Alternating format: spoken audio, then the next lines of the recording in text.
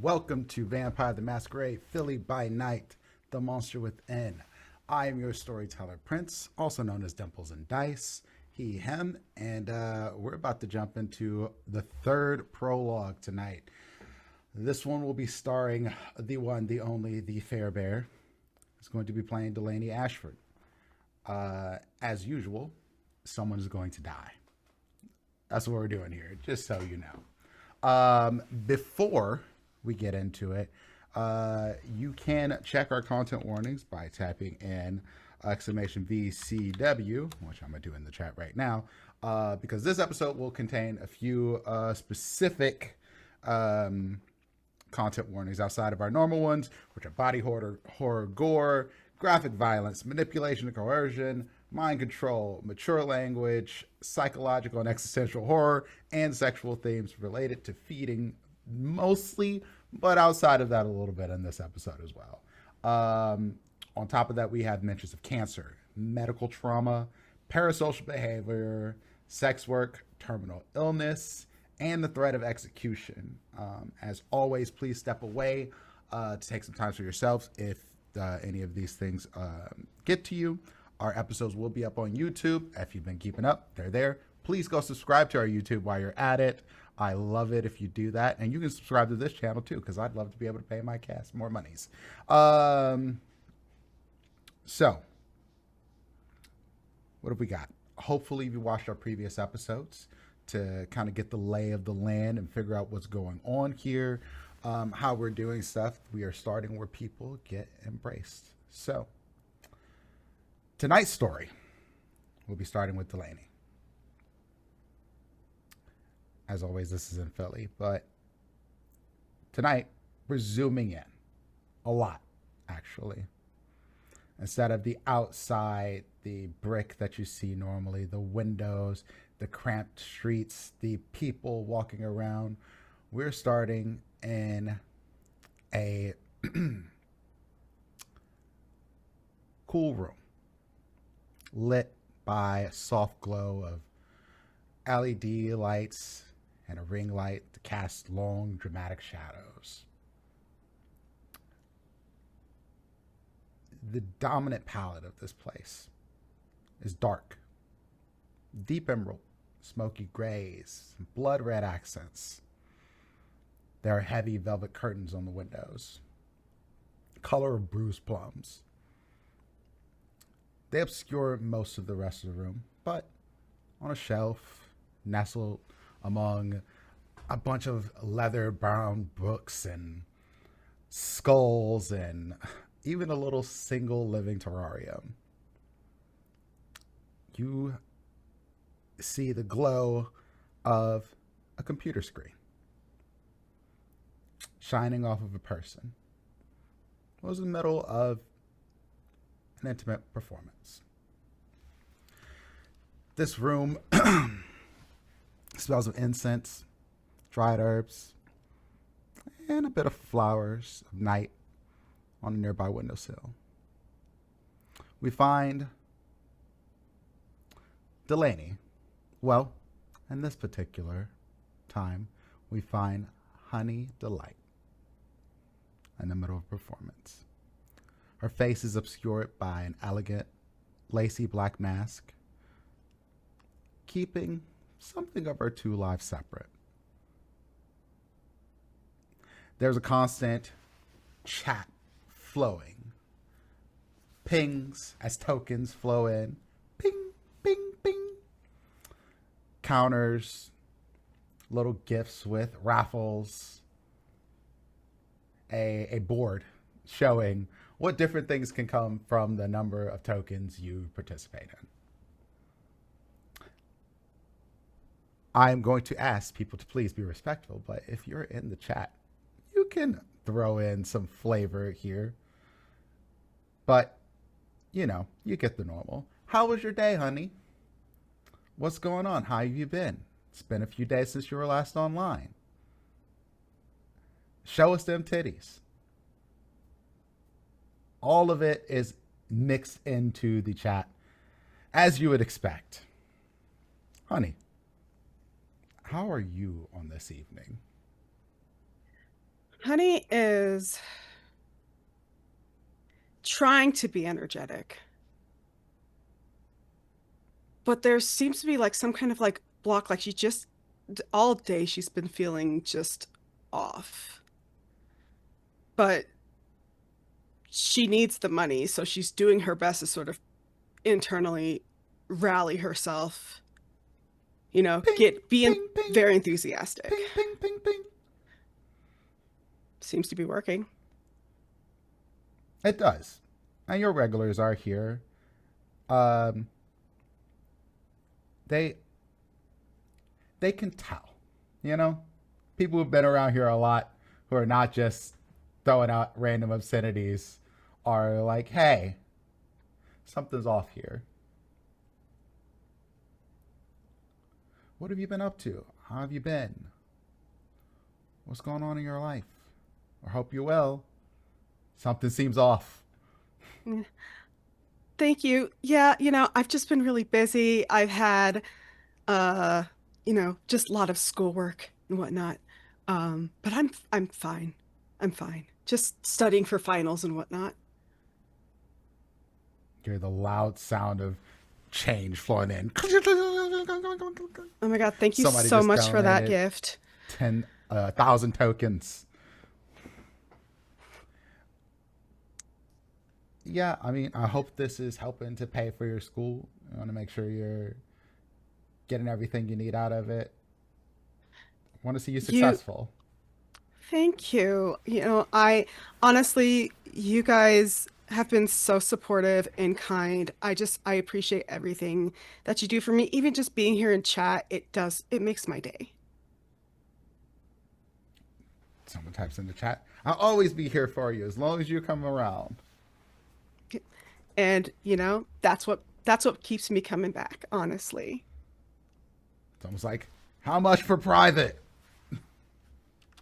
Oh, if you go to my profile page, there is a list, there's a menu. Fuck that. It's too much. Ignore him. Mods, delete the message instantly. This person's been banned from your chat. Um, It's like, if you can't afford it, not my problem. yeah. Listen, don't come in here complaining. And everything seems to be going normal for the most part here, right? Like, you're doing your thing, people are tipping. So far, so good, night. And then you feel it. It's a tickle at first.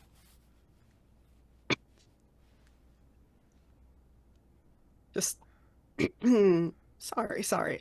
Look, my throat's a little dry. It's a little dry. Okay. Then get some water. Need to step away, it's fine. We'll be here. Yep. Nope. I have some right here. I'm always hydrated. You guys know that. No need for me to step away. I always make sure I'm ready before I come hang out with you guys, so I don't have to step away. And then there's more. And you can't quite hold these back. It definitely trying to like that feeling that you get, that rough, itchy feeling in the back of your throat where you have to, like the cough that you tried to suppress during the height of the pandemic, and it's like the second Yeah. you cough, people are gonna give you that look. That's like she's trying so hard, and it is burning my throat.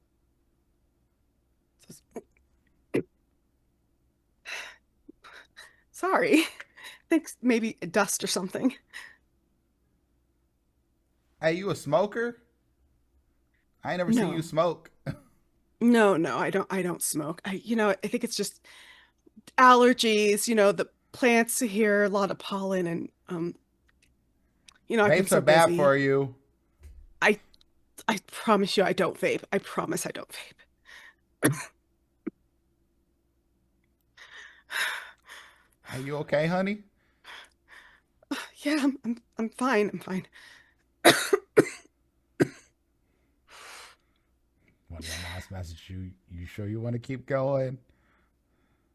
Um, I like I have to.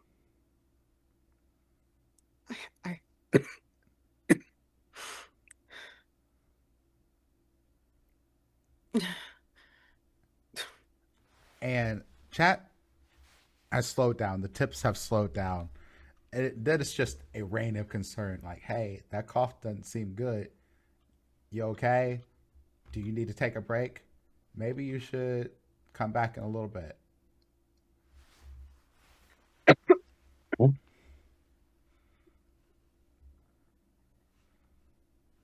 I think now she's like, she can hear all the pings that are coming in from people messaging, and it's like white noise, like background noise. I can't hear much over just the coughing and the itch at the back of my throat. And it's not going away. You know why it's not going away. You know that it's not good, whatever's happening to you, but maybe it's not that bad. Maybe it's just like pneumonia or something you can get over. Easy peasy. But you had an MRI recently. You're going to give the results tomorrow. You'll figure it out, right? Like, it'll be fine. It's just dust I haven't had a chance to clean in a while. I should really get an air purifier. I'm fine. I promise you, I'm fine, everybody. And then the Sorry, next I don't mean to cough concern you. comes. And this one, you can't stop. And this one, when you look at your hand, there is some blood on it. The pause. Even in the dimly lit room, but even under the ring light, it seems so much brighter than it should be.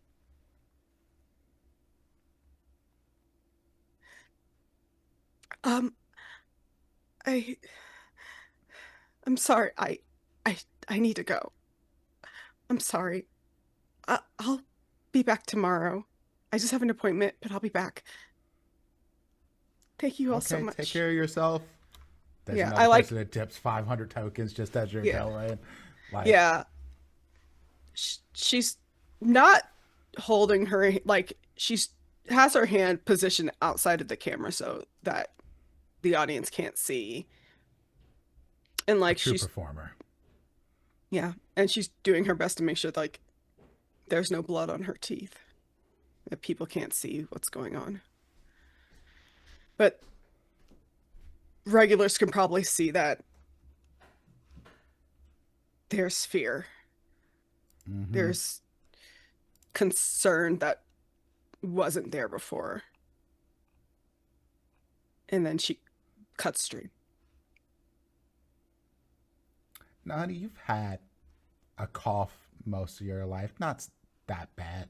Asthma, some general respiratory issues. Basically, as long as you can remember. But this is the worst that it's been. What's going through your mind? Just trying to be, not trying to give into the creeping paranoia when you feel yourself being unwell, and you try not to jump to the worst possible conclusion, even though it's really, really hard not to. Just, it's just a cough. You've always had problems. You have your inhaler, like, it's fine. Like, you're just, you've always had sensitive lungs. Dust, pollen, it could be a number of things. It doesn't have to be the worst case scenario. It could just be nothing.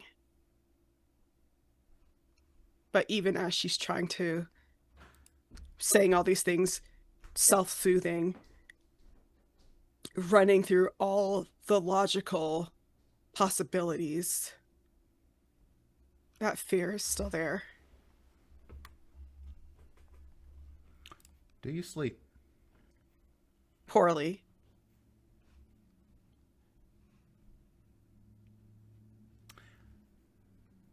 But you do sleep. Terrible as it is. And you have an early appointment. And you get a call in the morning. It's like, hey, we're going to have you meet with a different doctor than normal this morning. Um, but be here at 9:15. Uh, may I ask why? We had to have some more, someone a little bit more specialist to look at some of your MRI results, and they can interpret them better than your normal doctor. But your normal doctor will be there as well. Uh, okay. Stopping myself from asking, can you tell me what's going on right now? But also knowing that if I'm being called in to go over test results, it's not good. Because if it was good, they would just tell me that everything was fine. Mm-hmm. And you knew that they were potentially bringing in oncologists about this. These might be potentially cancers. They don't know for sure, but they have to cover all their bases. That's why they did MRI. Yeah. And when you go into the hospital, you are kept in a waiting room for far too long to let the thoughts run through you for so much more time than necessary. Yeah. But eventually you're brought into a room and you see uh, a woman in there, about 5'6", Asian. Her badge says Dr. Helen Zhao. Looks to be in her mid to late 40s. And she goes, Miss Ashford, pleasure to meet you. It's nice to meet you too. Just fiddling, doing doing everything to keep myself like busy so I don't jump out of the chair and out of the room because if I'm not told it, maybe it can't be true. That's illogical, but anxiety is never logical. So we've had several specialists go over your MRI results, and we had your doctor look at them, and your doctors pass it off to me. And I,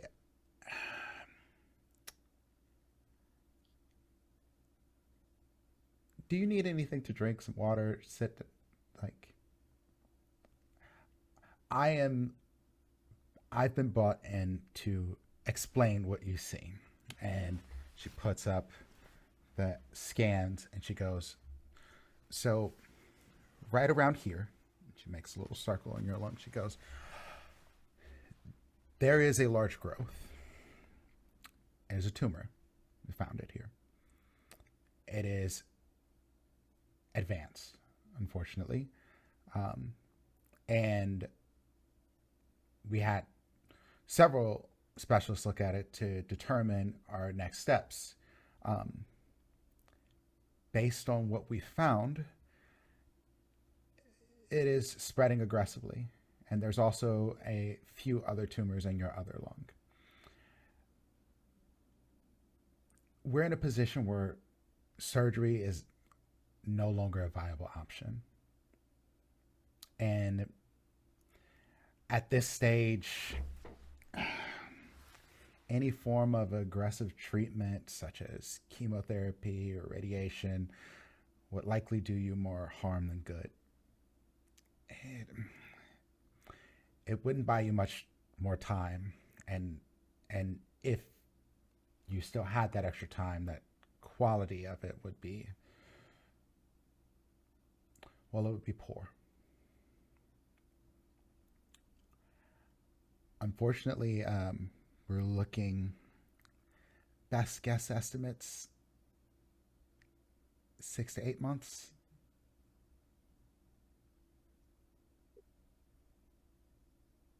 I'm gonna die. We are absolutely going to do whatever we can to ensure that you're comfortable between now and then.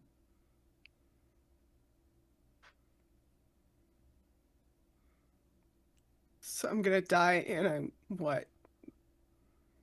Gonna be bound to a bed for the rest of the life that I have left? Well, not necessarily. We can do some steroid treatment, though that may cause the growth to happen a little bit more aggressively, but it could make you more comfortable in that time. There's also other palliative care options we can have you. There's some drugs that could make you more comfortable for sure.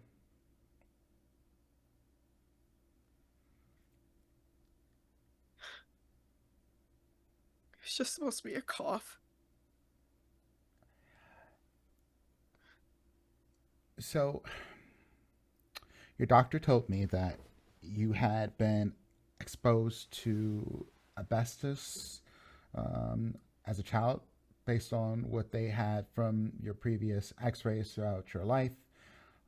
And that's probably what caused it, but they didn't catch it at the time because you were just too young and wouldn't show up as anything of note at the time. And it could have been something that happened that made it go faster. It's hard to tell exactly right now, but she puts a hand on your shoulder and she's trying to, like,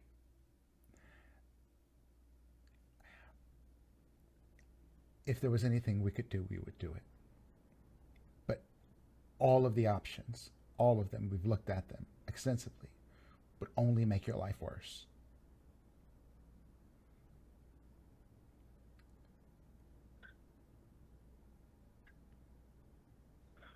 Okay. I I I don't know what to say. I guess I need to start making plans. You don't have to have all of your options or everything spelled out for you today. We are here for you. Um, and please feel free to take a moment, call someone. This is a lot to process, and there's no right or wrong way to feel about it. Um, but you're not alone, and we'll get you the support you need.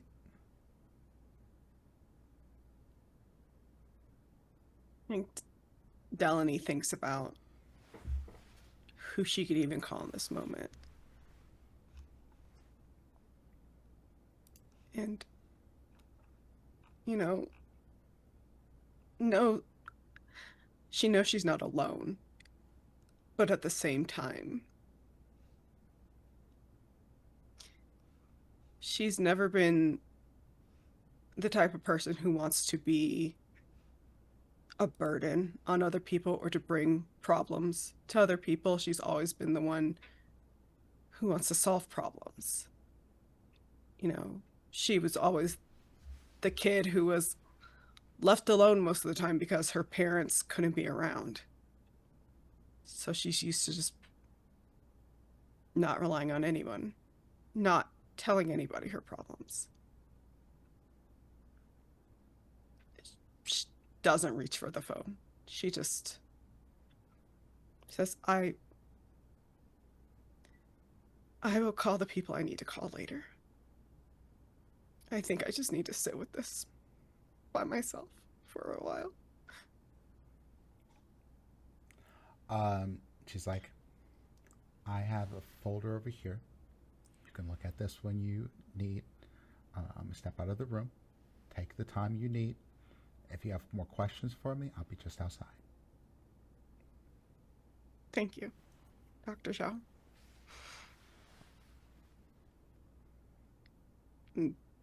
We'll wait for the doctors to step out of the room.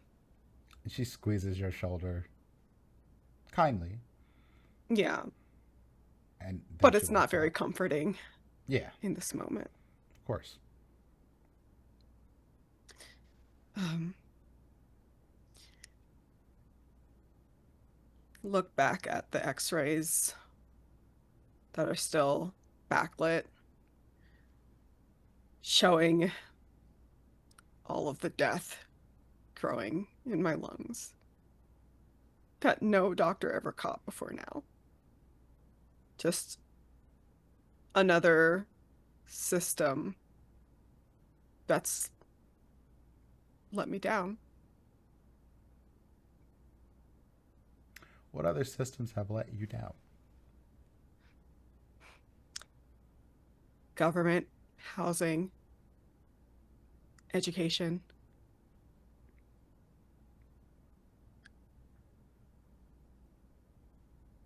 just every system that keeps poor people poor and marginalized people marginalized.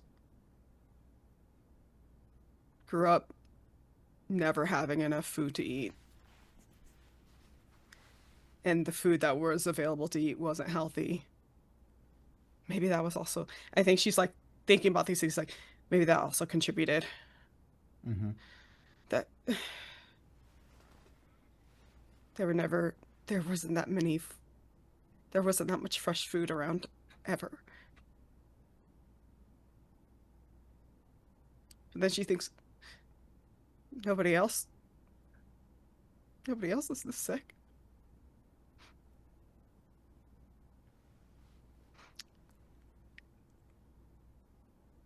And she'll open the folder just to look. And it's treatment plans. It's basically like, hey, come here for your dose of morphine, and here's the plan for making sure you're comforted for this time. You have a whole slew of different appointments that you could go to, different treatment options, different people to talk to, support groups, so on and so forth.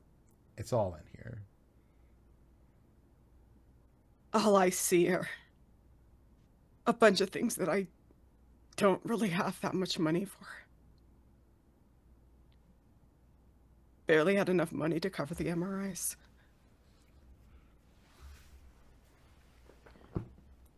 Yeah, that copay was a motherfucker. Yeah.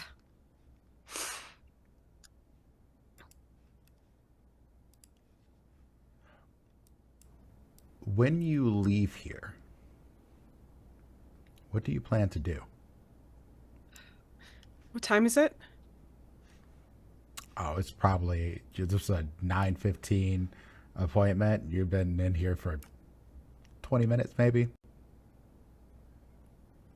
It was longer than that, be honest. Sure. I mean, The yeah. wait the waiting was 45 minutes. Come on Yeah, now. yeah, yeah, yeah. You were waiting there for at least 40 minutes. Yeah. And then the appointment was like 2 seconds long. Oh yeah. Um, Hey, you're and gonna all die. just bad news. Peace. Hey, yeah, here's a plan. Have like talk to you later. I think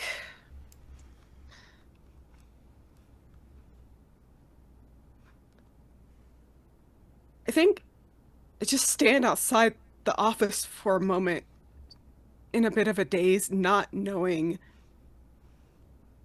where to even go after this.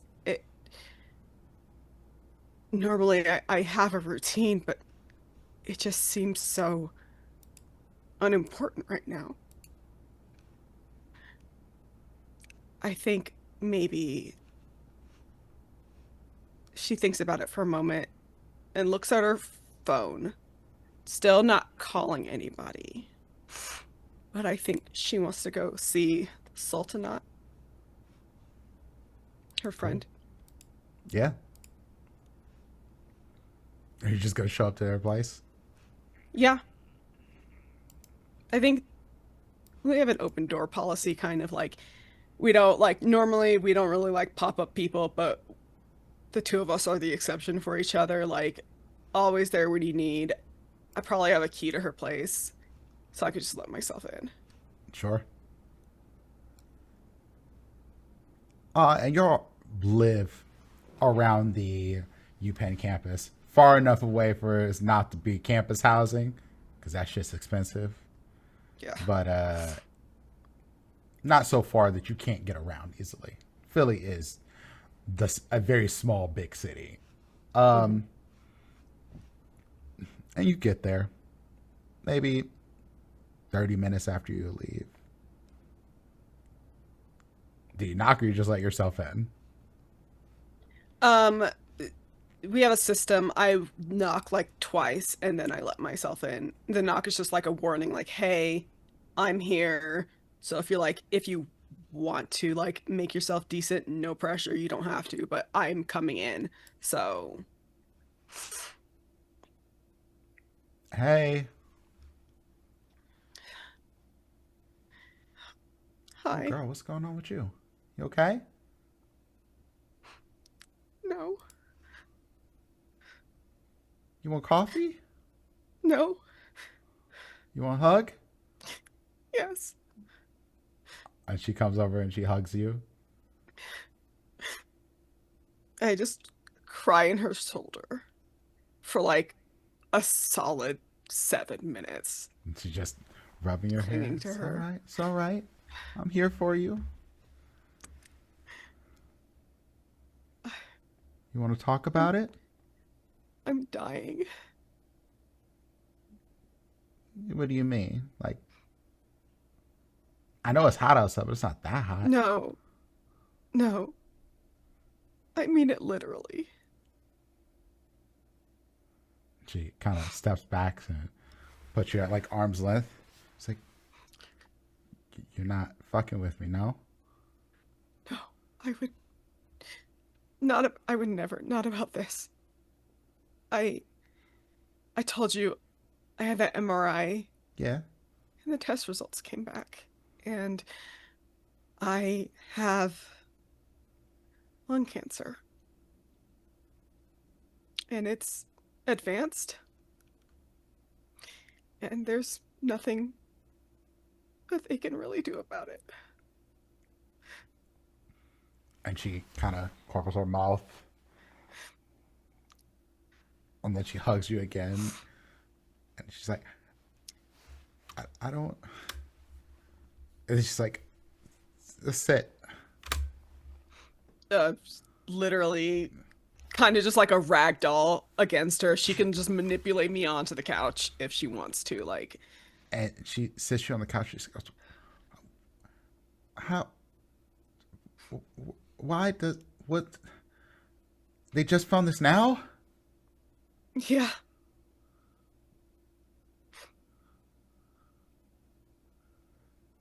And they can't do anything about it. they said any treatment wouldn't really help. Just make me feel worse.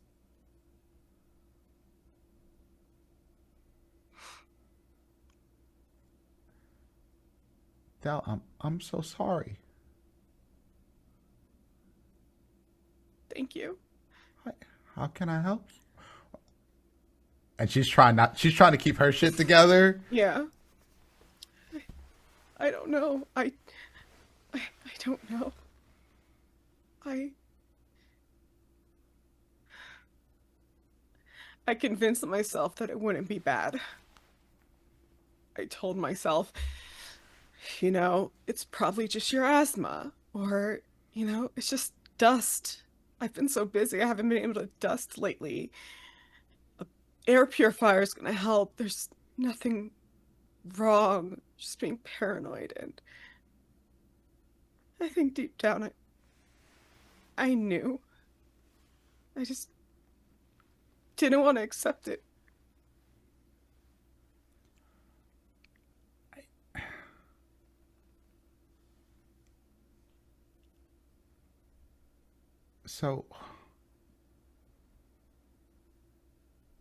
So, okay, okay. Um, I I'll be here for you every step of the way, no matter what. You have appointments. You need to get a place. You feel like, I don't know, kicking somebody who talk reckless to you. I got you. Thank you. How you can even stay with me if you need to. I mean, I know it's not much here, but you could. I think eventually I might have to. They, I think she has like the folder, the treatment plans with her. They, they have all these recommended appointments and medications and She looked through it. She goes, hospice cares calls. What? yeah,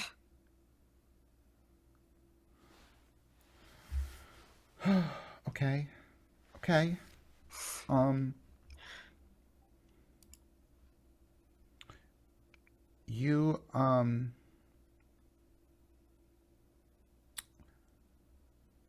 get some of the girls together. We'll do a fundraiser for you. We'll make sure that, like, we'll, we'll do our best. I've got enough to pay rent for at least the next month. I got you. We got you. just hearing that, it's probably the most comfort that I've heard all morning. And I just lay down on the couch with my head in her lap and just hug her and just cry because this is the beginning of the rest of my life. And, you know, when like something's happening and your mind is just racing with like when your plans get pushed to the wayside and you just think about all of the what ifs, all of the could haves, all of the things that you had plans to do, that's what's racing in her mind right now. Like all the things like in her head she's thinking, I wanted to change the world. I wanted to make things better for people. Now How I'm not is going to get to do that. how are you working on these things for the audience? Growing up in a food desert, you don't have access to healthy foods at all. Like fresh veggies, fruits, nothing that's very nutritious. It is just a lot of, you know, high fructose stuff, fast foods, things of that. And because of those circumstances, Delaney decided to dedicate her life to trying to help resolve areas of where there's food instability and lack of healthy foods, wanting to help foster the idea of like community gardens in these areas and like just ways that people can be self-sustaining and be healthy, and while also trying to come up with like solutions for sustainable food growth and renewal. That's what she's dedicated her studies towards, is becoming like she's studied like botany and crop sciences and horticulture and just urban planning and all of these things just to try to mitigate these issues in areas in the city and hopefully beyond that. To be fair, she was doing these things. Um, Yeah. Farm Philly has been successful in growing a lot of the empty lots. They protect it to keep them from having developers buy them up. So there's places to grow fresh fruits and vegetables and things of that nature. Um, we'll jump into that in a little bit. Delaney, you have a few nights to process this. Um, but do you decide to go back to class? Is the question. I think there's a part of her that's like, why even bother? Why bother going when none of this really matters anymore? But then there's a larger part that says, no, it does still matter. And even though your life may be shorter than you expected, you could still do something, why waste the time and the effort and the money just to wallow when you've worked so hard just to fucking be here? And so, yeah, I go to class. I'm probably not as, well, I know I'm not as energetic as I normally am for a variety of reasons. Like, honestly, the least of which right now being my actual physical health and more just the mental, emotional toll. Yeah. But your favorite professor teaches that night. Dr. Cora Hartland. And her class is more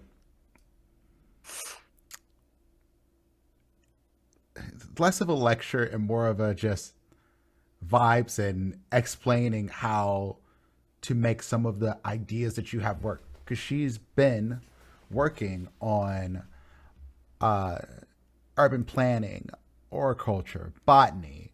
She has multiple masters. They kind of let her do her thing. She wants to have a class at 8 o'clock at night. Go ahead, Doc. You got this. And tonight, you find yourself struggling to pay attention. You are in a dimly lit greenhouse. The walls kind of giving a shadowy view of the outside of the Penn campus. The air is warm and humid, and it smells of dirt and soil. And the only lights that you really have in here is just some LED grow lamps over some particular fungi and other night growing plants. You know that some of the plants that y'all have figured out how to grow and very odd territories are like obviously potatoes, tomatoes, peppers, eggplants, but y'all have gotten ground cherries to blossom here. You've gotten some goji berries to come about, tomatillos, gotten those to grow in some of the places to give some variety. Obviously, there's other things that grow during the daytime, herbs, spices, things of that nature. But these are some of the ones y'all focused on because she likes to work at night. And this night, she's just kind of doing her thing. There's 5 of you. This is not a big class. All of you are PhD students. And she's kind of just explaining, hey, this is what we're going to do. These can grow particularly in sawdust. And she's showing you a lion's mane mushroom. They have long, flowy tendrils off of them, reminiscent of a lion's mane. They can mate asexually or not. I forget the word for it. It's failing me right now. But y'all have gotten these to grow in some really odd places as well. And this has been the big one. They're edible. They grow fast. You can grow them basically anywhere. They grow at night. It's a beautiful thing. You see the class is kind of taking notes. And as the class lets out, she gives a look to you. She goes, Delaney, do you have a few minutes to stay after class? Hearing her call my name kind of snaps me out of the stupor that I was in.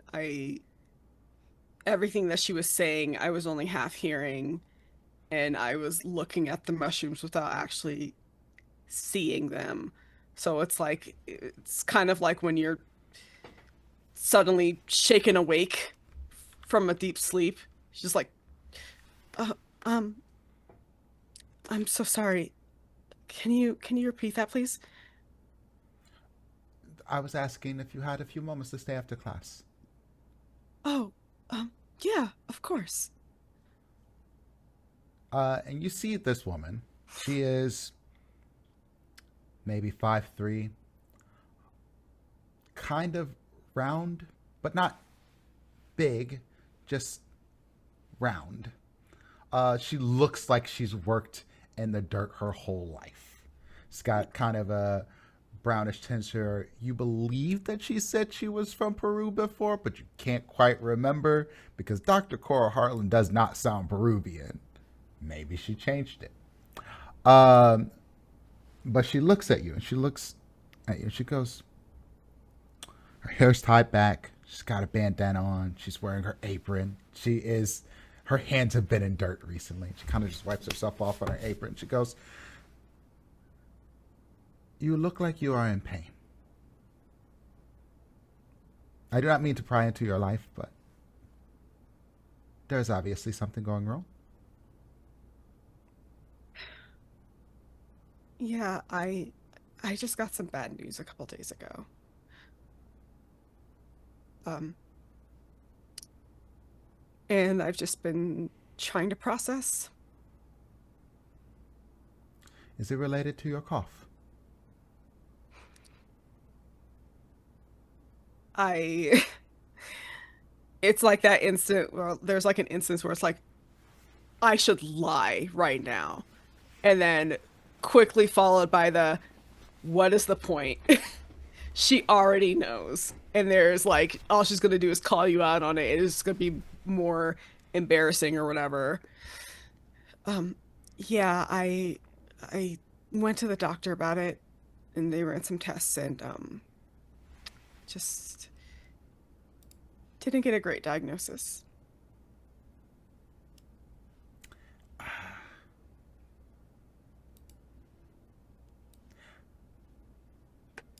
She kind of wipes herself off. She takes off her apron and she goes, sit with me for a moment.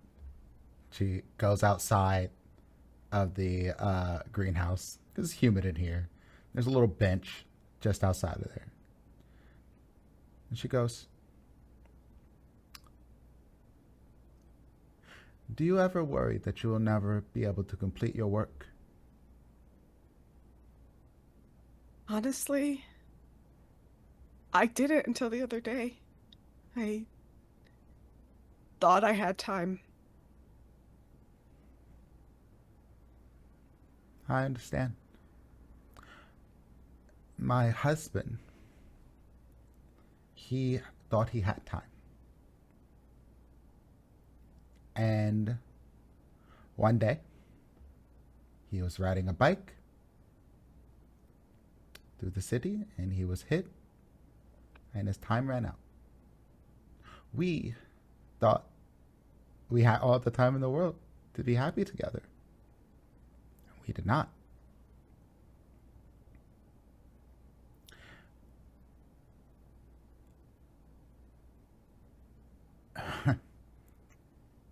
You are the hardest worker that we have in this program. You do know this. I mean, I do try my best. It is okay to take pride in your accomplishments. You do Yeah, I not have work to be so hard. humble. I work hard. I do. I can tell. You want the best for people. It is written all over your face.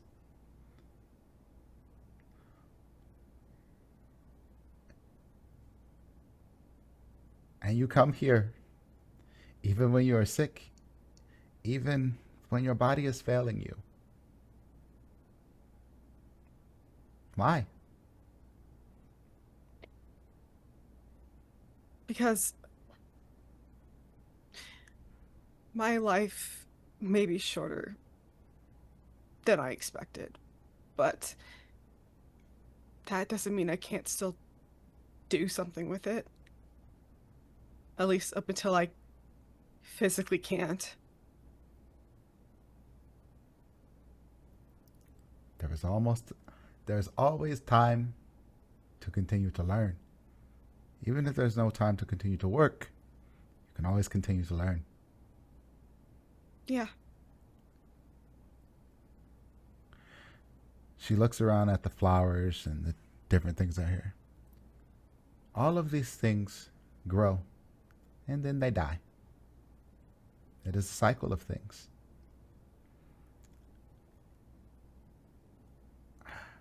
I have seen a number of students who have grown and gone away. And to me, I may never see them again.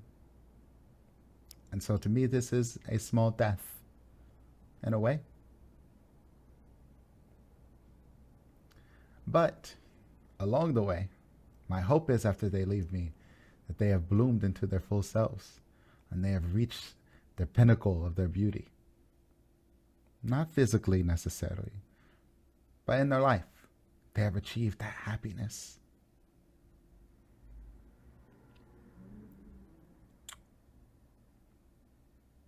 But I think you, so.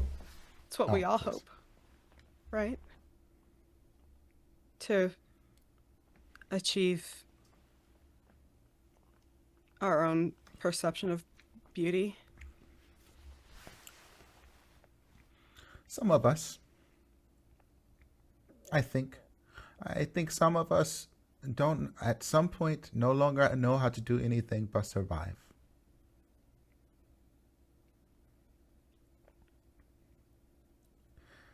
And when survival is all you have left, it is hard to see the beauty of anything. Yeah, I I definitely understand that.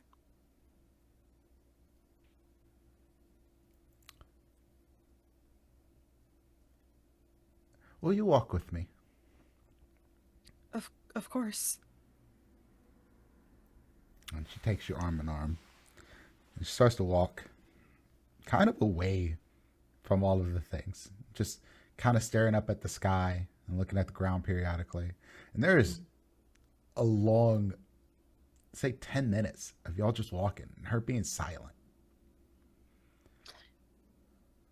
I don't think it's weird.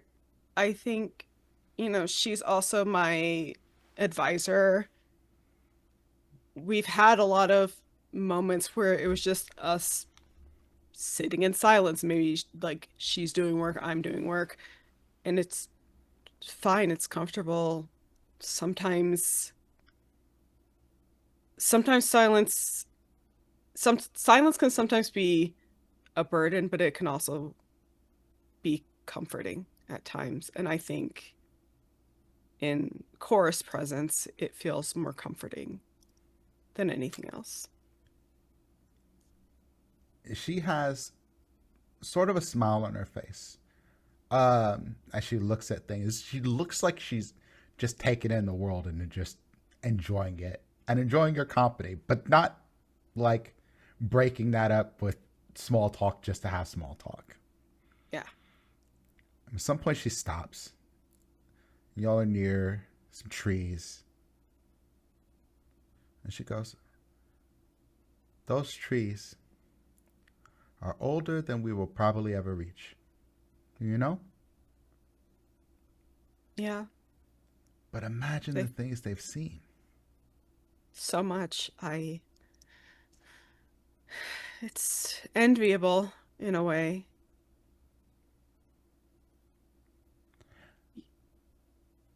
In a way. But what they want to accomplish is to grow, breathe more life. We we have our work. And our work can be a number of things. My work is you. The people like you, amongst other things, but I want to see you grow like this tree.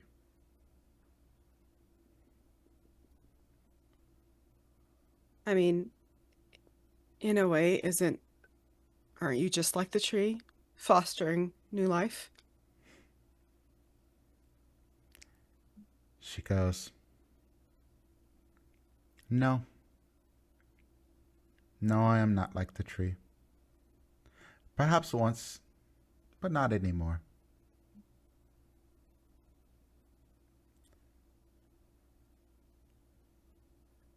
And then she turns and looks directly at you, like facing you. Yeah.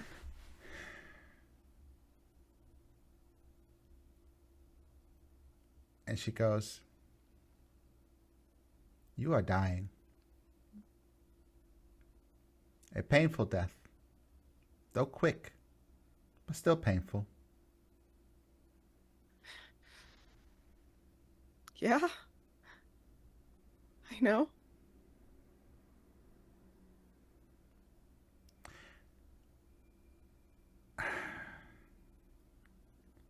You, what do you want to accomplish, Delaney, with the rest of your life? What would you want to accomplish if you had more time?